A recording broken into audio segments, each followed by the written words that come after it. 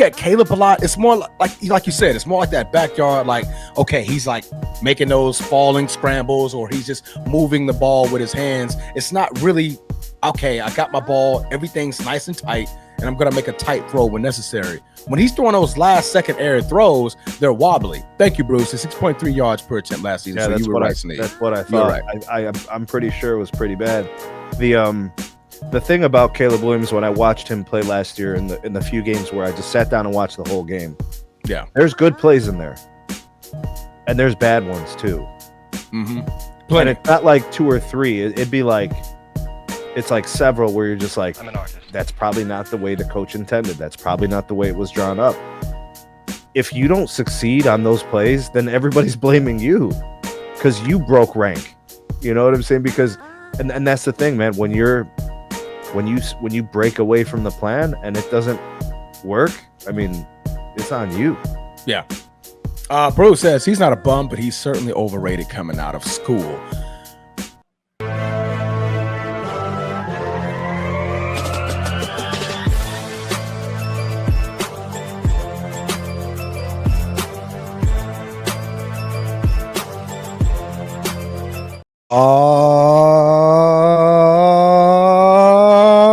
Yeah, you see it. You see it. How do I get a hat, bro? You How do I see it? You see it. Where's my damn hat? Steve, we got yours on the way, man. We got yours on the way. It's actually being it's in China. So since it's in China, you know, the tariffs and the trade, bro, it's kind of, man, it's a little tough, but we're gonna get it to you though, man. It's Xi Jinping to send it over priority. Welcome to the Format Podcast. You are live. You are live here with your boy, the Transformer, your boy, Sneed, got what you need, the host of SMT Media Network, man. How you guys doing this evening? It is Wednesday. Happy hump day, everybody. Happy hump day. We got some good topics for you guys going on today. We're going to talk all football. Oh, boy, that's just... It's that season that all football topics that we're going to be going on for you guys. We're going to talk a little Caleb Williams. We're going to talk a little Cleveland. What's going on in Cleveland? It's a quarterback conundrum, man. It's tough over there. Then we got the Athletic has 5 tiers of quarterback rankings. You're going to be surprised who's on tier number 5. I think that's going to be a shocker of who's on tier number 5. Nobody's bingo card on who is on tier number 5. But before we get this show started, we want to shout out the members of the chat. Shout out Laker Nation, #1 member of the show. Shout out Laker Nation. Coach T, but I know you're holding it down over there at Be Ready Sports Podcast. In order to be ready, you got to stay ready. Shout out Not That Serious. Why so serious? It's not that serious. It's definitely not that serious. It's never that serious. Shout out Baltimore Bruce. What up, stupid? Holding it down up in B More City. All right. Chief, Sid, Bubba.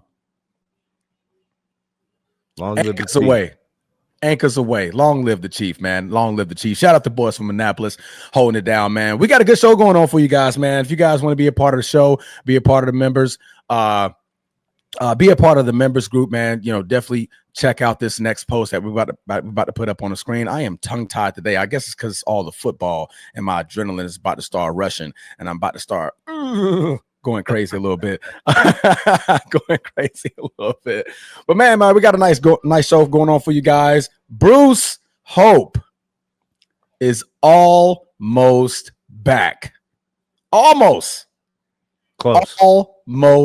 back. He would have made the show today, guys, but he still got that last second cough, and we don't want to get germs and make sure everybody gets sick up on the show. So hopefully Sunday we're going to definitely catch Bruce, and he'll be back in full steam, full fledged.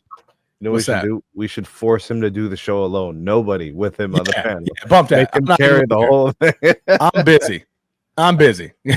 I'm going to be busy all Sunday morning, Sunday afternoon, Sunday night. If he wants to move it to Monday, I'm going out of town. Actually, I got surgery on Monday. You're like, hey, man, since you're back, you hold down the show, man. You hit all the buttons. You go to the next topic. All right, everything, man. It's all Bruce, man. But no, man, we got to hold it down. It's actually going to be a party. We're going to have balloons, confetti dropping. Man, we just missed our guy, man. We missed our guy. Went over there, went to Paris, came back with the heebie-jeebies. So now he got to get rid of all that, man. But no, we're gonna get ready to show you guys how you can be supportive of the channel. Definitely stay tuned on it. And after that, we're gonna get right into the quick hits. You ready for them, Sneak? Mm-hmm. All right, let's get it going. If you're watching here on YouTube, make sure you go ahead, click that subscribe, that like, that notification bell. Make sure you're kept up to date whenever we drop new content on the channel. If you want the audio only version of the podcast, open up your audio podcast platform, hit the search bar, type in The Format Podcast. We should come right up. If you're enjoying the content, make sure you give us a like, leave us a 5-star review, and drop a comment. All that stuff helps us rise in the algorithm, helps us find more sports fans, helps more sports fans find us. Make sure you write it down, put it in your phone, make a note of it. The Format Podcast is live Sunday mornings at 10 a.m. Eastern. And finally, if you're really and truly enjoying the content we're delivering you, make sure you hit that join button. There's going to be exclusive content here just for you. I didn't forget about you. And you sure enough not gonna forget about us. This, bro. All right. You heard what the big baritone Bruce said. Baritone. You heard what he said. Hit that like button. Hit that subscribe button. You want to be a member of the channel. Well, all the information is right there. It's 41 solid seconds of quality audio production from the main man, Bruce. So, guys, join the show. Caleb Williams has been under some drama and dramatic discussions. And no, we're not talking about he painted his nails yellow and everybody wanted them to be black. No, we're not talking about the barrette that was in his head. No. We're not talking about the flower that is in his ear. It should have been a rose. No. That's not what the drama is about. The drama is about his play. The way he's been playing last season and the way that he's projecting to be played in this upcoming season. Apparently this offseason hasn't been going well, and there's been some things that have been said. So we're going to listen to this take of The Odd Couple. The Odd Couple has some things to say about Sir Caleb Williams, and I believe we got some film, right, Bruce? Well, Bruce is in the background, by the way, so everybody say what's up to Bruce. What up? You got to say Bruce is in the background holding it down, so he's not able to voice his opinion, but he can type his opinion. As you guys can see, he's on the show. No shade, Bruce. No shade, man. We love you. All right. But so what we're gonna do, we're gonna listen to this take right here from The Odd Couple on Caleb Williams. Here we go. Generational prospect that is Caleb Williams. First, we had the athletic tier come out yesterday, and he was ranked as a tier 3 quarterback. Some even had him in the tier 4 quarterback, which says a lot. But all of the criticism basically said some variation of the same thing. You had an anonymous defensive coordinator says, quote, in terms of processing ability and getting the ball out of his hands, it was the worst we played against. The anonymous head coach says, quote, his processing to me was alarming watching the tape. And in fact, if you don't believe these anonymous GMs and coaches, former All-Pro left tackle Teron Armstead was at the joint practice between the Dolphins and the Bears last week. You said former? Yes, because he retired. And he put his name on it. Take a listen. Caleb's process, playing that quarterback position, has to improve fast and pretty fast, in my opinion. On a consistent basis, Caleb was not able to recognize where he was in danger. He wasn't feeling pressure. He wasn't feeling blitzes.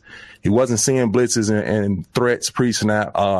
Anthony Weaver, the Dolphins defensive coordinator, was able to send guys from all different spots on the field. And, man, a lot of those got home. A lot of those would have been sacks. All right. I'm just going to say it. I'm going to say the quiet part out loud. This is just an anti-Caleb Williams. They've never really liked Caleb Williams from this standpoint of he paints his nails. I don't know. He cried to his mom in the stands. He's a different kind of guy. He wanted a piece of the Bears. He didn't want to go to all the other stuff that came out. And there are a lot of people who just don't like the guy. Last year, he had a fine rookie season. And it's funny, other people get a chance to develop and get better. Peyton Manning threw 30 interceptions his first year. Nobody threw the towel in on him. Nobody said he holds the ball too long or he doesn't know what he's doing with it or he can't read defenses. They allowed him to progress. And last year, Kelvin, there were at least 3 games where he marched his team down, gave them the go-ahead touchdown, and then the defense gave it back up. You remember including that Hail Mary to Washington? You remember that game? Mm-hmm. He had actually taken his team down, and they scored a touchdown to go up in front. And he had one of his DBs or safeties who was flexing to the crowd when the Hail Mary came in. And I'm not saying he's a finished product or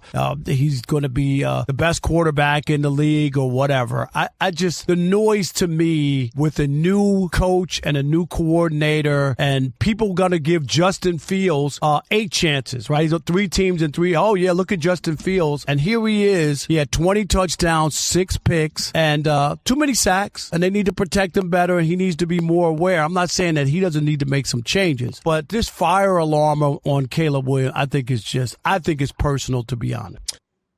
All right, to be fair, Caleb Williams started all 17 games last season, 62.5 completion percentage, 3,500 yards, 20 touchdowns, and 6 interceptions, as Rob just stated. He got sacked a league-leading 68 times, losing a league-leading 466 yards. Caleb Williams, rookie season in a nutshell. Sneed, what did you have on what Rob Parker and the Odd Couple had to say about Caleb Williams in this season?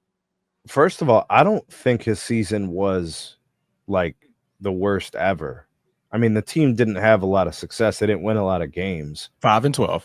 Yeah, they won games against some pretty bad teams. They didn't really beat any good teams, if I remember correctly. I usually can remember. They beat us in the last game of the season. They got one, yeah. But I mean, that's a divisional game. You know, it's always up in the air. You know what I'm saying? But like, I don't remember a game where it was like they came in and just looked so amazing. I do remember a lot of his sacks. I remember him getting sacked a lot. I also remember some games where he made some nice throws, where he made good reads, showed off a strong arm. He's not that bad for them to say like cut the cord on this Caleb Williams project. After his rookie season, that's a stretch. That's not what should be happening, or that's not like the discourse. Rob Parker is probably right. There's probably an element of some people just not liking him, but that's also the NFL story. Is like quarterbacks. It's a very polarizing position. You have people that are all in on certain quarterbacks and they defend them and they support them and they say stick with them. And then there's other quarterbacks that end up kind of getting, railroaded a little bit, and sometimes rightfully and sometimes wrongfully, and we always go through this. We go through this with every quarterback. We talk about Lamar all the time. We talk about Josh Allen all the time. We talk about Mahomes. We talk about Burrow. I mean, hell, the topic of conversation now has become Shador. And I mean, look at how the team is split on how to handle Shador, right? Yeah. Like you got the owner and the GM and all this. So the position is polarizing. And then he himself as an individual is also polarizing. No, absolutely. Absolutely. Yeah, so it's all that comes with him. But for a guy to come out and say he processes slow, that has to be the worst thing you could say about a quarterback. Can you name one thing worse than he processes slow? Getting the ball out. But that's with the processing. Right? To make a decision to throw the ball. Every quarterback has an arm. Some it's like a missile, it's a rocket launcher, and others it's average or slightly above average, but they all have arm strength. They're playing NFL quarterback. The worst thing you could say about an NFL quarterback is that they see the game slowly, or the play development, the reads are slow, or they don't see them well, or whatever. And then it also tends to be the hardest thing to overcome. Yeah. Because it ends up being picks and fumbles and strip sacks and points the other way and all that stuff. So it's a damning statement about a guy who's going to be a second-year player, and not every quarterback gets that kind of venom, if you ask me. I think Rob Parker's onto something. I think it's way too early to say a guy can't process. Way too early. No. To be quite frank, I love to hear all of this information.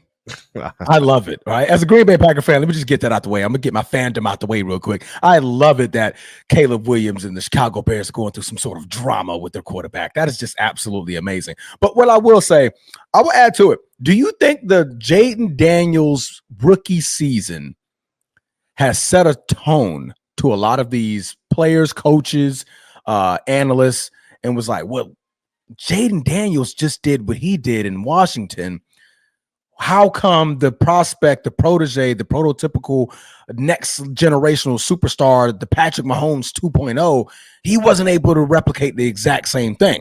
Are we going to say he didn't have enough weapons? Okay, let's say DJ Moore, Rome Odunze, Keenan Allen, okay, Cole Kmet at your tight end, DeAndre Swift as your running back. Is that not enough weapons to do something?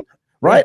That sounds like a pretty solid roster, if you ask me. They put a lot of pieces in play for Caleb Williams to thrive in his gameplay, but it seems to me, and I'm gonna let Bruce go ahead and cue me in on this one. It seems to me real defenses are his problem. When you look at his collegiate gaming, we're going to look at Notre Dame here. Go Irish, by the way. Boo boo. All right. If you look at the pressure, it seems like he's not reading or he's not understanding what to do with the football. If you look at all of these three pressures, they're all ending in him just throwing wobbly interceptions, not being able to process or not being able to keep his eyes downfield because he's just trying to move his legs and he's trying to scramble out. So look at this, running sideways. Now he's trying to turn his hips, throw back into the line of traffic. Okay, so that one's bad. That was the only one that was inexplicably bad. The first couple that you showed were typical of a quarterback who doesn't have a lot of experience. Yeah. That last one, okay, we'll go basically back to any young quarterback would make that mistake. So okay, this one, the guy goes untouched, just walks in. He throws off his back leg. That's just, you have to like eat that sack. You just have to. Okay. Then this next one. Yeah, this is just, it's terrible form. It's a terrible throw. Yeah, it's terrible form. If he throws it over, maybe it gets there. But this one is inexplicably bad. This is so bad. Turning. Because he could have just threw it out of bounds. Threw it right out of bounds. Yeah. So and it was in triple coverage. Yeah. That was in triple coverage. But you see, Notre Dame, and I believe their defensive coordinator, correct me if I'm wrong, Bruce, their defensive coordinator is now in Atlanta. I want to say he's a Falcon. I want to say he's the Falcons defensive coordinator. I know he went to the NFL somewhere. But Notre Dame ran a NFL style defense. Cincinnati, there you go, an NFL style defense. And what Caleb Williams is seeing is an NFL defense. He's seeing it all in real time.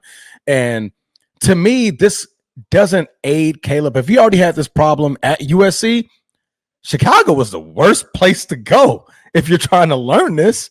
Look at all of their previous quarterbacks. But he didn't throw a lot of picks last year. But he took a lot of sacks. Right. So that's your trade-off. So, if he somehow improves, addresses that issue, it's more of throwing it out of bounds. It's getting away from the pressure and just throwing it away. It's the Aaron Rodgers technique. Let me see. He had how many fumbles? I want to say. I'm not even picking it up. I'm not picking it up. 4. He had 4. No, he had 10 fumbles. That's a lot. Yeah, he had 10 fumbles from those sacks and all those scrambles. Yeah, that's without throwing interceptions, you're still giving the ball back somehow. I mean, that's the same. Right? You're putting the ball on the ground. Yeah, it's actually worse. Yeah, fumbles are actually worse because it's behind. Interceptions is going a different direction. Fumbles, it stops where the ball is, and they could possibly run it back for even more. So, no, man, absolutely. Has anybody seen the numbers on how long he holds the ball for compared to other quarterbacks? Do we? All right. Last year, Caleb Williams' average time to throw during the 2024 NFL season was likely between 3.2 to 3.4 seconds. In the early season releases was over 3.4 seconds, and a marked improvement nearly 1 second faster later in the year. That was reported by my main man, Bruce. But I'm going to go to CBS Sports here, in which they said the average time to throw was 3.13 seconds last season, which was the 4th longest in the NFL. Meanwhile, in Detroit, Jared Goff's average time to throw was 2.88 seconds, and that was the 16th fastest in the NFL among 36 qualified quarterbacks. So our takeaway is the quarterbacks that get rid of the ball the soonest are finding the most success. Correct. Okay. So that goes to scheme, right? Or that go to you process? It's two things. It's the quarterback's decision-making, because remember, they have decision-making power within the play as the play is happening. The coach calls the play. The coordinators are calling the plays. What the Bears need to do and what the coaching staff needs to do is try to coach him to speed up his processing or whatever, his reads, Mhm. call plays that I think allow him to do that too. It's got to be both. So it's got to be an area of improvement that he has to make, and then it also has to be an effort from his coaching staff to also address the issue too. If you're really invested in him, Yeah. you have to do what's going to be best for him, because what's best for him helps your team win. No, absolutely. Yeah. Absolutely. I mean, I agree. It definitely comes with scheming. You get short throws. Short throws get a lot of players going. If you look at a lot of early success when it comes to some typical quarterbacks who just like are in a bad team or in a bad environment, short throws. Start them off short, right? Get them into a nice little rhythm. It was 6.5 yards, his average target. His average, I think it was in the 8s. Was it in the 8s? Okay. I want to say his average target was in the 8s. Okay, so that makes him like middle of the pack, probably, right? Yeah. Okay. All right, so it's not that bad. If it was short and he still was holding it onto it for that long, I mean, we'd have a real issue. Like, man, get rid of the damn thing. What are you doing? That means he's throwing it to like his third or fourth read, and it's like the running back. Try to say, Bruce, man, if you can look that up for me. I want to see what those numbers are. I want to say it was. I think Bruce is right. When I watch Caleb Williams play, it feels very like he's looking for a big play. Like backyard football. Like the first read wasn't there, and it's like, all right, everybody, let's see what we can do. Like scramble around, let's run around. Is their second and third reads.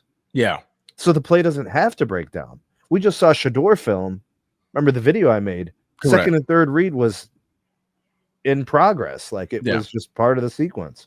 And the thing about it, I like Shador's posture was better, right? Even in a rookie, he stood up tight, slid the pocket, but he kept his eyes downfield, shoulders and everything was square. So when it was time for him to throw the ball, it was a clean throw, right? You look at Caleb a lot, it's more like you said, it's more like that backyard, like, okay, he's like making those falling scrambles, or he's just moving the ball with his hands. It's not really, okay, I got my ball, everything's nice and tight, and I'm going to make a tight throw when necessary. When he's throwing those last second air throws, they're wobbly. Thank you, Bruce. It's 6.3 yards per attempt last season. Yeah, so you were right. That's what I thought. Right. I'm pretty sure it was pretty bad.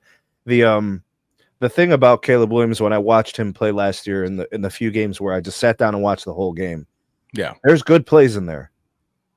And there's bad ones too. Mm-hmm.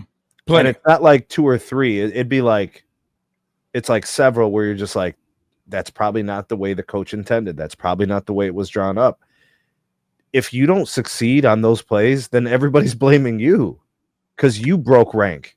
You know what I'm saying? Because, and that's the thing, man, when you break away from the plan and it doesn't work, I mean, it's on you.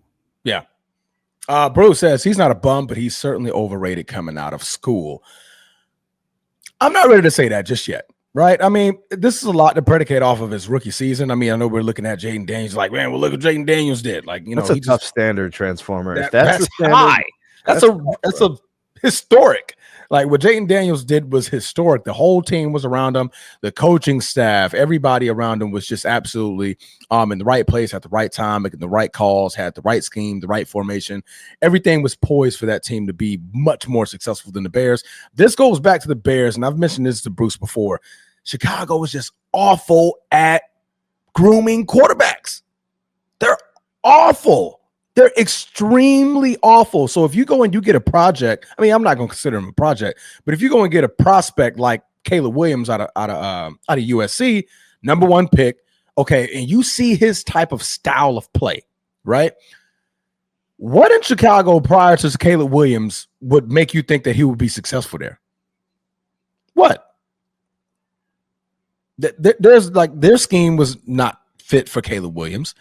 The receivers were not fit for Caleb Williams. Everything like the offensive line, which he desperately needs, apparently, if you're holding the ball for 3.5 seconds. What Caleb Williams needed was such an effective running game. Correct. That the play action pass would allow him to have 3.5 seconds.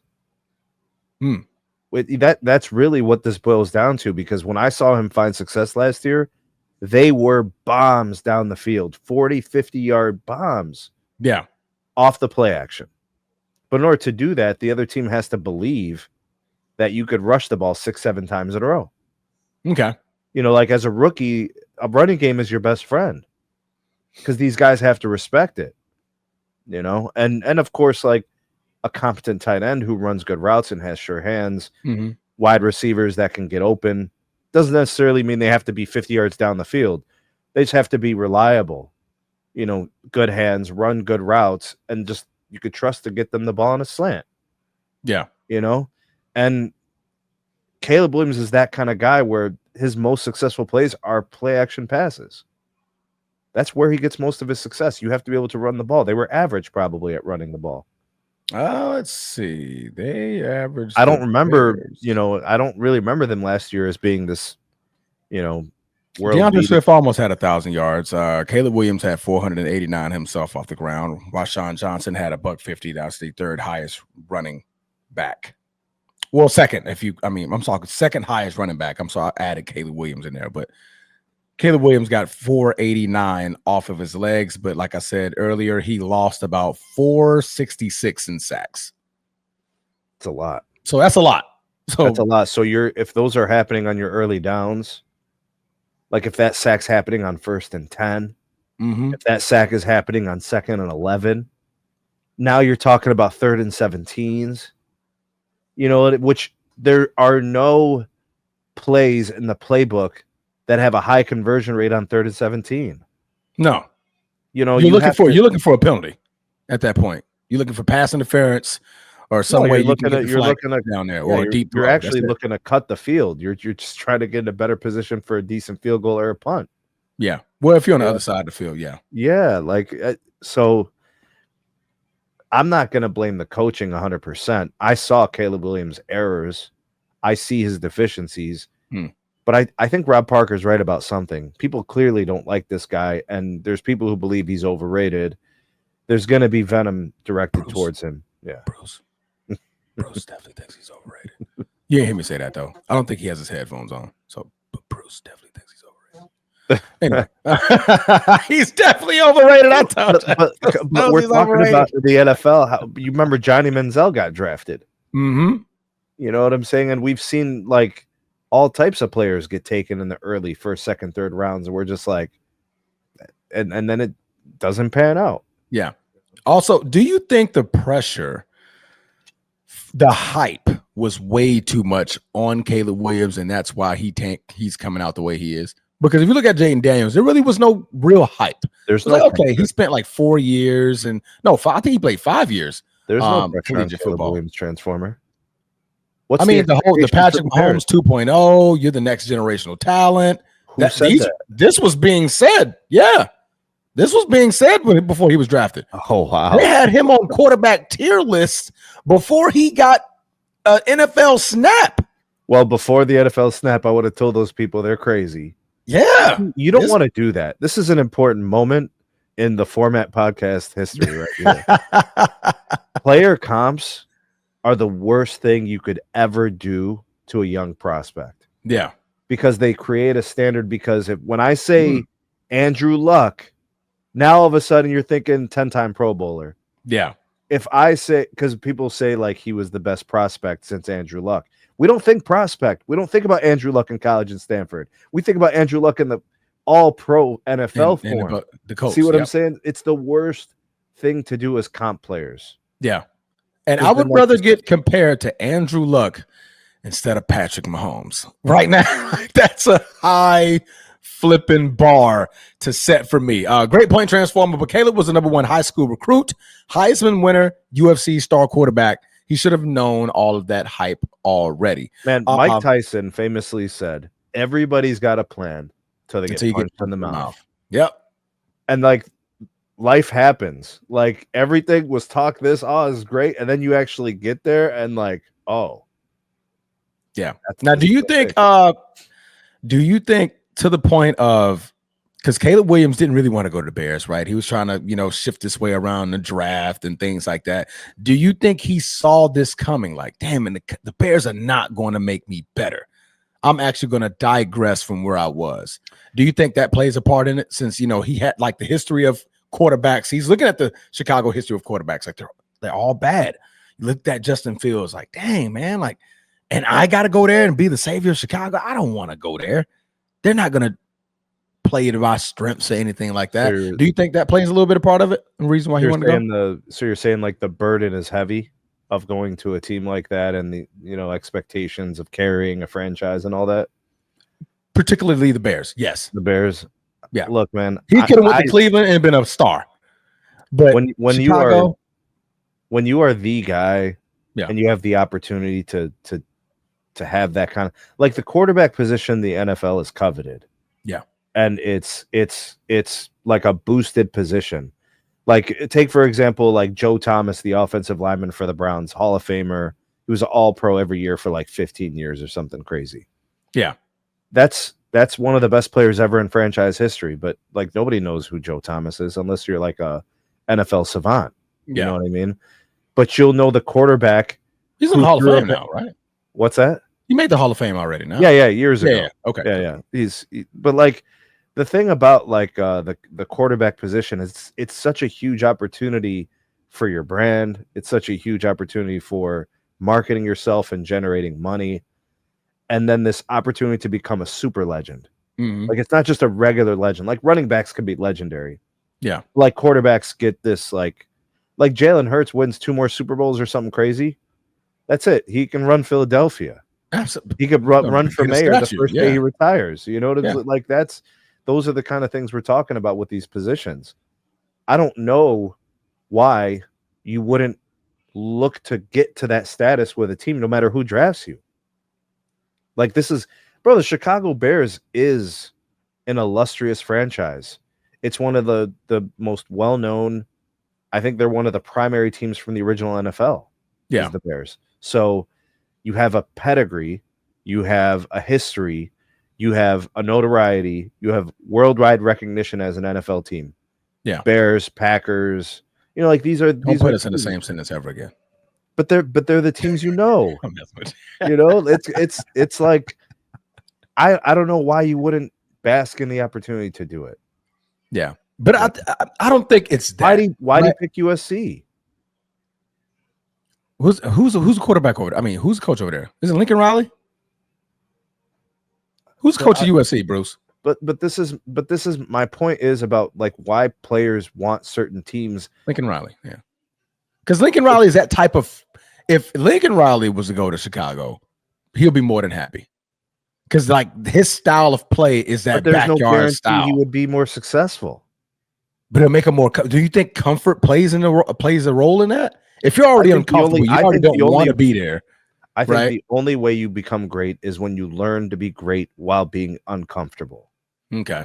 It's never going to be perfect. This is a conversation I've had with personal friends about like relationships when they're having trouble with their significant other. Nothing is ever perfect. You have to go through things to make you better. This is, the Bears are an opportunity. Instead of looking at it as resistance, look at it as a potential opportunity to raise your level. We've seen good quarterbacks play well in bad situations. Be that. Prove to the world that you can play the position competently. Whether or not your team has success could be beyond your control. But at least you did your part. You were a good soldier, a good teammate. Like, we got stories of him being all weird in the locker room, talking about you guys need to clean up after yourselves and all this. Like, I get it, you want to lead, bro, but it's not your place. You ain't that yet. But like, you see what I'm saying? Like, these are opportunities for him, instead of maybe viewing it as resistance, view it as the opportunity. Yeah, no, I got you. We're going to get ready to open up the lines here. If you guys are tuning in right now, we're going to have the link. It is pinned right there in the top of the chat and YouTube. So we're going to get ready to open up the lines here. But first, I'm going to ask you guys, and I'm going to ask Snead this question. If you had your hat on and you're the Bears, what is your answer? What is your solution for Caleb Williams? I think you have to change the way you execute the offense. I think the game plan, intermediate throws, or I think the game plan moving forward really, really has to be like we really have to work on this Outright that. the duration of holding onto the ball. Yeah. Like I have to look at it from a week to week progression. If he's holding on to it for 3.4 seconds, the following week I need it down to 3.3. The following week I need it down to 3. Like I need to see that coming down, and that's going to be a function of him getting the ball out sooner. Part of it's got to be play calling. Yeah. Like there's no other way that's going to get him progressing. We've got to get this guy getting the ball to players quicker. And then I think also just if they can run the ball, I think it helps him too. Yeah. Just for the big plays and stuff like that. I like it. My answer is simple. Do nothing. Just keep everything the same. Be bad. Stay bad. Because guess what? That team over there. You're a problem, bro. You're a problem right now. Hey, look, I'm not ashamed. I'm not ashamed about this. I'm not ashamed. What do y'all want me to do? Right? Don't let the hat fool you. I know I may look like the guy that's right here on my hat, but I'm not him. That's Bruce. That's Bruce. I am not a Baltimore Raven, Notre Dame. So I'm damn sure not. I should take this hat off just because of that, right? Oh my God, he got me. Oh, he got me. He got me. He got me. Oh God, I just now realized that. I'm ending the show. No, about that, we're getting out of here. This man has some something stuff on my head. Oh my God, I'm in turmoil, guys. Oh, this is what purgatory feels like. This is what purgatory feels like. Oh, man, I just now realized that. Two can play that game. We're changing the logo. We're changing the logo, man. I'm changing the hat. I'm gonna get, what they used to do in the gangs back in the day when you wore the wrong color, you used to put a Band-Aid on it. So you knew that. So if you were a part of the Crip affiliation, if you had red, you'll put a Band-Aid on it. Like, just because I'm not representing them. Bro, I'm a Crip. I'm gonna put a purple and gold Band-Aid on the side of my hat. Oh God. Honestly, I lost train of thought. But no, I was talking about the Bears. Like I said, I agree with you, man. Short intermediate throws, you're gonna have to change up the scheme for them. I mean, obviously, what ain't broke a little bit. You don't have to do too much. You think they have to like overhaul the offense, or is it no? Right, get a better offensive line for sure.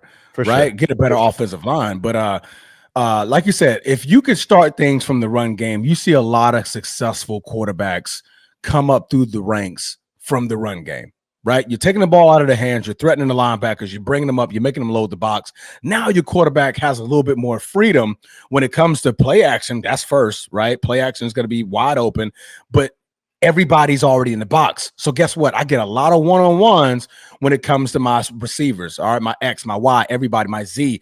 Everybody's one-on-one now because now you have to load up because of our prominent run game. So if you look back at the Packers, and I don't mean to talk about my Packers, but Malik Willis, when Jordan Love went down, everybody was like, Malik Willis, he didn't do crap in Tennessee. He was Owen freaking whatever his record was. It was terrible. He won more games last year than he did his entire career in Tennessee. Spot duty, right? Yeah, he came in. And what we did is that we put the ball in Josh Jacobs' hands. Yeah. And when it was time for him to make a throw, everything was clear. He saw the field. It was a one-on-one coverage, and he made the throw. And I think if you could do that with Caleb Williams, you can definitely unlock his potential, especially on play action, because he is a speedy receiver. I mean, not receiver, but he's a speedier quarterback. He can go and get you 10 yards. If I remember correctly, he made some nice plays rolling out of the pocket. Like by design, it was like those plays were probably called that way because they seem to be blocked that way. Yeah. So I think maybe trying that maybe a few more times a game, at the right. It's all about timing, bro. That's going to be up to play calling. No, absolutely. Absolutely. All right, man. The lines are open. If you guys want to join the show, the link is at the top of the chat. We'll give you guys a couple of minutes to click that link. You don't have to turn your camera on, but you do need your mic. We actually need to hear what you have to say. But if you want to keep your camera on, by all means, keep your camera on. Please put pairs in the chat for me. I'm currently have a Celtic thing on my hat, man. It's really bothering me right now. I think I'm starting to break out in hives. I knew I was starting to cough a little bit more. My throat was getting a little bit sore, pause. Like, it's just all bad, man. Bruce got me, bro. What? He got me. Yeah, and shout out to Mike in the live chat. Forgot to recognize him earlier. Yeah, man. Shout out, Micah. Micah, help me. Micah is a big Lakers fan, so he definitely tell you to rip that hat off. Bro. Yeah, man. I'm just right here and say anything. Micah, where you at, bro? Get back here. Man, you saw this crap. But the only thing green that looks good on me, Bruce, is my eye color. That's it. Man. The moment we get off this show, I got a purple pen somewhere. I'm about to have the remix version of that.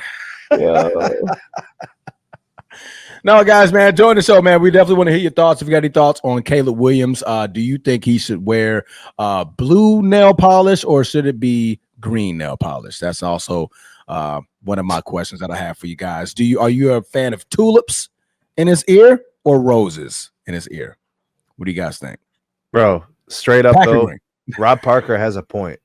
I mean, there's people that don't like that. Yeah, they got smoke for Caleb Williams. Absolutely, this is football. And it's a little extra because they don't personally like him. Or because the image, like you think of tough man, like, hey man, this is a man sport, right? When you find out if you're going to be a football or basketball player by playing football, because you take that first hit and you're like, nah, basketball it is.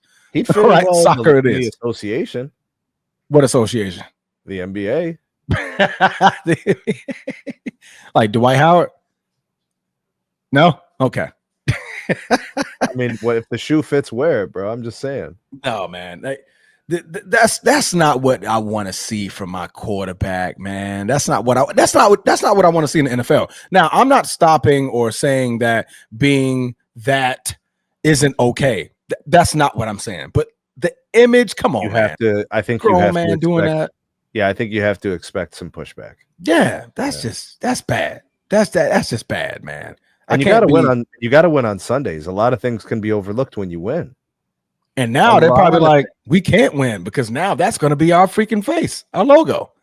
And when he posts something, they're going to be Chicago Bears quarterback paints purple fingernails, flower in the hair. That's going to be the Chicago Bears image. The Bears. The Bears. So now you get to walk around as a fan, as a Chicago Bear fan, and we're talking sports. Like, hey man, what about your quarterback? The Bears. Oh, but we're gonna do just fine.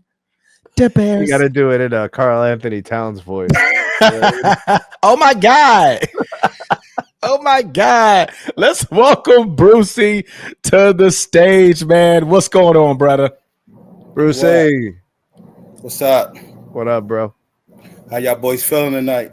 Life is good, man. I'm not feeling well at all. I'm about to turn my hat backwards like yours, man. Yeah, Transformers starting to get kind of weird out here, bro. We needed you in this. Man, Hey, didn't the fat man from Baltimore said the same thing Rob Parker said a couple shows ago about him wearing fingernail polish and what fat man?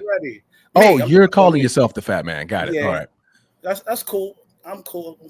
You know what I mean? But yeah, I said this the last show.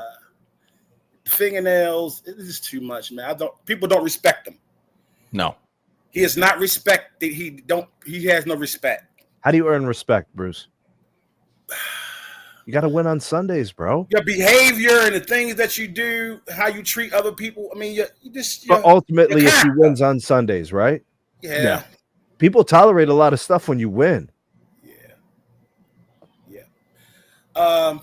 Hey, Chicago dropped the ball. They should have picked Jalen. The kid for the Commanders. LSU. Easy to say that now. Everybody could have say that now, but come on now. If you look at the college game, Caleb Williams, he didn't play no real big games like Shorty did for the Redskins, for Jaden Daniels.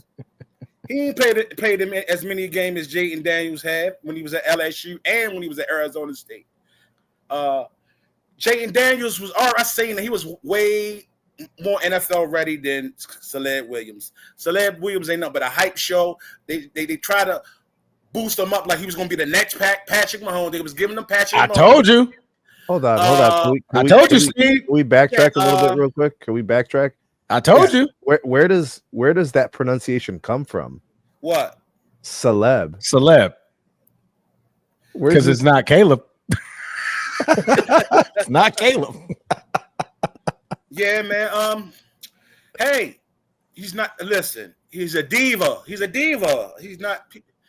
Even if he played well, they're not going to respect him as a man. Let's be getting personal now. Like, just what he emasculated himself, and men don't respect that, yo. And it's not to me, Bruce. It's not just yourself. It's the team. Because if team, you start winning, who is the biggest face on every NFL franchise? The quarterback. The quarterback. So now if we start winning, now it's like, dang, man, we gotta show out for our boy. That's our image. Like the guy read him talking about how he one of the worst. He played one of the at the beginning. Y'all was saying something about somebody critiqued him about he had the worst showing at something at the game. His throwing accuracy and all that. He's pity patty in the pocket. Yes, he played a game. He played well in some games, but it was empty. That was empty stats. How many times he got sacked like 10 times in one game, 60, something like that at one time. Oh yeah, it wasn't. He's just pity patty. He's scared. Like he's scared out there. He plays scared, man. He don't play with confidence. Now, if he had the confidence my man Shador had, or the confidence Jaden Daniels had, he'd be a bad guy. He'd be a bad man. But he's all right. But he's too shaky. He's too shaky. Like Rob Parker said, the fingernails, the taking selfies with your lip poked out. You got the flower on the side of your head. Come on, man. That's Chicago's image. Yes, that's Chicago's image. Okay, so is it more likely that he has a better year than last year or a worse year than last year? It's probably be the same. He's not going to progress or regress. Let's put it like that. It's going to be the same. Okay.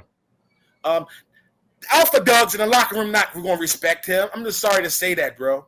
If they not, it's just, man, I don't know, man. I just think Chicago dropped the ball like they've been dropping the ball for the past, 2 decades? Longer. 3 decades? Longer. Forever. They had a chance to get the kid, Jaden Daniels, and they didn't do it, and that's one of the biggest mistakes they made. And Celeb Williams going to be what he be, a hyped up, souped up showman, scared little boy in the pocket. He's scared to take a hit for sure, but he's athletic though. Mm-hmm. The NFL is different though than college. Bigger, faster, stronger. And I know those guys on the opposite side of the defense be talking shit to him too. So my language. Oh yeah, every time they hit him. I know they do. Oh yeah. Twinkle toes. Yes. Yeah, all types of stuff. College boy. I just can hear. Oh man. Guys like him could never play in the times of Warren Sapp in them, man. Could never. Bruce Smith, Reggie White, in those days in the trenches, Reggie White in the Philadelphia Eagles teams. Could never. Yeah, he played for Green Bay too. I don't know, man. I guess we live in a free world now. You could be who you want to be, right? Yeah, I'm sorry to say this. I'm ready to get off right here. I'm sorry. Not happy about that. He should just come out he just should come out, bro. Come out the closet, bro. Because ain't no strong boy raised strong with a strong father in the house is not gonna something going on. You're too fruity, bro. The fingernail polish, they on their punk rock shit. That's kind of fruity. I don't mean I'm not homophobic. I ain't trying to offend anyone. It's fruity. Alpha dogs don't respect the fruit. First of all, you got the fingernail. Okay, I let that pass a little bit. A little bit, like, okay, you're a little punk rock guy, probably, he made a fingernail. It's weird, but we can't necessarily put that tag on him. Is he fruity or is he emo? Hold up, bro. Is he fruity or emo? Yeah, emo was black. Black fingernail polish. Emo. Yeah, he could have been a little emo. The selfie with the lips poked out in the head and the flower and all that. And then the feet when they close together like this. Yes, it tipped it over the top, bro. Like something's going on over there. I need to check that. Sneeze. Listen up. How can you be known as Chirac and then your football team is looking like this? That's your face from Chirac, right? That's bad. And it's funny, my God. Listen, I'm ready to get on. I don't want me to take too long. I don't know if nobody else trying to get in. Rob Parker said the same exact thing I said 2 or 3 shows ago, bro. Come on. They hate on him because of that stuff. I said the same exact thing Rob Parker said. We said we was on the same way lift. Hey, man, I'm going to hit y'all boys back. I most definitely want to say something about the athletic quarterbacks. All right, Bruce. I'm going to check out. All right, bros.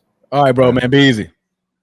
Always good time with Brucey, Bro, man. a lot of people will tolerate a lot of nonsense as long as the winning is The there. dubs are there. Like there's gonna be people who still are gonna talk and say whatever they want and be detractors, but when you win, at least his home fans, Bears fans will be like, "Yo, we're winning though. We're winning. Yeah. We'll take it."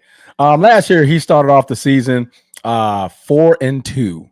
He then went on a 10-game losing streak, and then he won the last game against the Green Bay Packers, in which he threw 148 yards, 1 touchdown, no interceptions, and also ran for 10 yards. So a 10-game losing streak is bad no matter how you crush that apple. That's tough. 10-game losing streak is bad, right? Especially if you're starting off 4-2.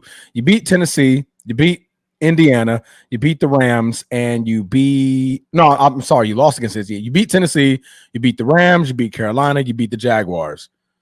All at the time were bottom feeders because I believe the Rams are really the only team that you could say was. But I believe Matt was hurt at that point. I don't even think Matt was even playing. So if I go back to look I mean, remember I told you I didn't really think they had many wins that were considered to be overachievements outside of the Green Bay game at the end of the year. Yeah. And that was a 24-22.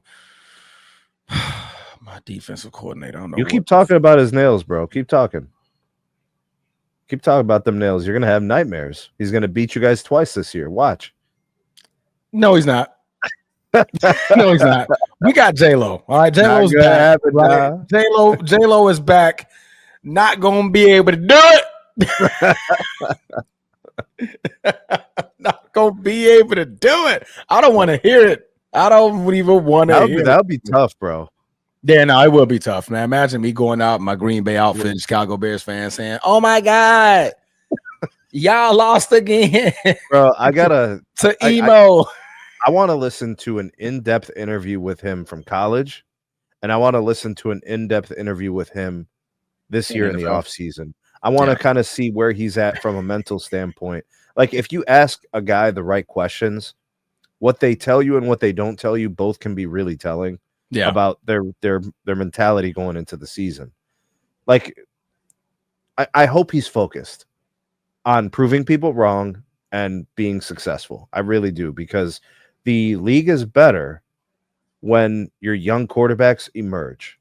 You know what I'm saying? It's just better that way. No, absolutely. That slight surgery on his non-throwing hand, Laker Nation, he's going to be ready by the week 1. It's on his non-throwing hand. You talking about J-Love? J-Lo, yeah. He's going to have thumb surgery. I believe either today or tomorrow, but yeah. How many games has he missed since becoming a full-time starter? J-Lo?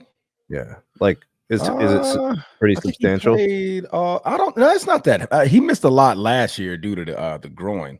See, that's what I remember. I remember a multi-week absence for the groin injury. Let me see. But other than that, that was his only like real injury last time I checked.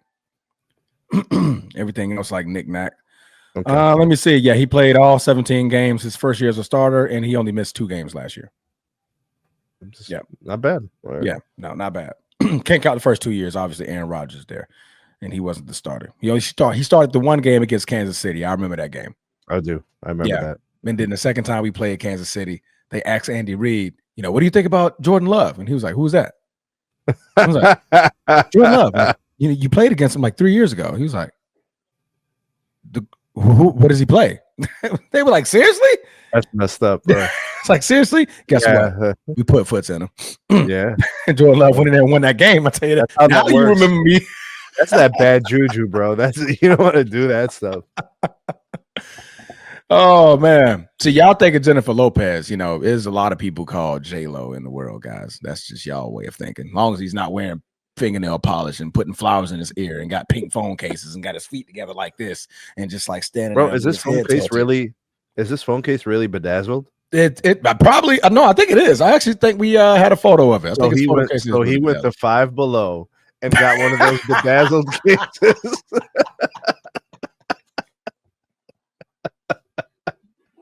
Yo, come on, bro. You never took your daughter to Five Below, bro. Yeah, no. Hey, my kids adore Five and Below. They love that Five sport. and Below. I Why do feel they like- call I it Five feel- and Below? I don't know why, but It's supposed to be under $5, bro. Everything that you buy. So Caleb Williams been hanging out at 5 or below. Bro. that's freaking hilarious, man. But all right, we're gonna get ready to move on over to the next topic. We're gonna go back to your city. Ooh.